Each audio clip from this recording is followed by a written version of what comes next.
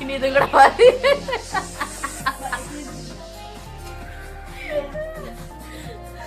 ഉമ്മയുടെ കൂടെ ഒരു കുറവുണ്ട്. ഇങ്ങനെ ഇതാ വെട്ടമുള്ളൂ, പച്ചയിൽ വെട്ടമില്ല.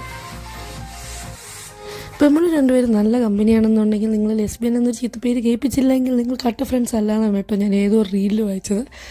എന്താണെങ്കിലും അത് പറഞ്ഞ് ഞങ്ങൾ ചുമ്മാ ചിരിച്ചതായിരുന്നു. പിന്നെ ഇത് ഞങ്ങൾ വൈകുന്നേരം ഒന്ന് വെറുതെ പുറത്ത് പോയതാണ്. ഇരിക്കുന്നുണ്ടല്ലേ ആ സാധനമാണ് ആ സാധനം.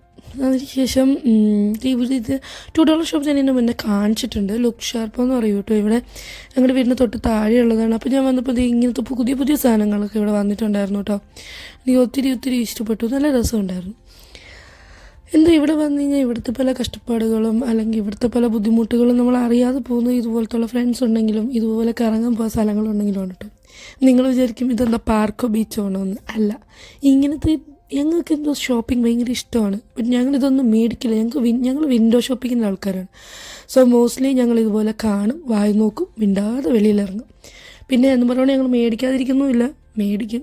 പക്ഷേ ഏറ്റവും വില കുറഞ്ഞതോ അങ്ങനത്തെ കാര്യങ്ങളൊക്കെ നോക്കി ഇപ്പോൾ വേണോ വേണ്ടതെന്ന് ആലോചിച്ചിട്ട് മാത്രമേ മേടിക്കാറുള്ളൂ. അങ്ങനെ നല്ലൊരു വാക്കിന് പോയായിരുന്നു.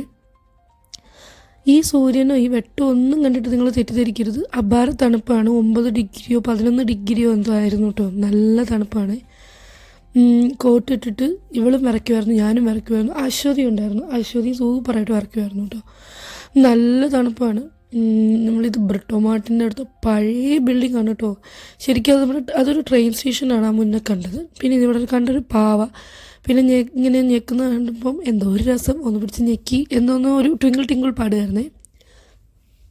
അത് ഞാൻ ഇങ്ങനെ ഓടുന്ന കണ്ടപ്പം ഉടനെ ഇവളുമാർ രണ്ടുപേരും കൂടി പറഞ്ഞു ഞാൻ വെള്ളാട്ട് പോക്കറെ പോലെ ഓടുകയാണെന്ന്.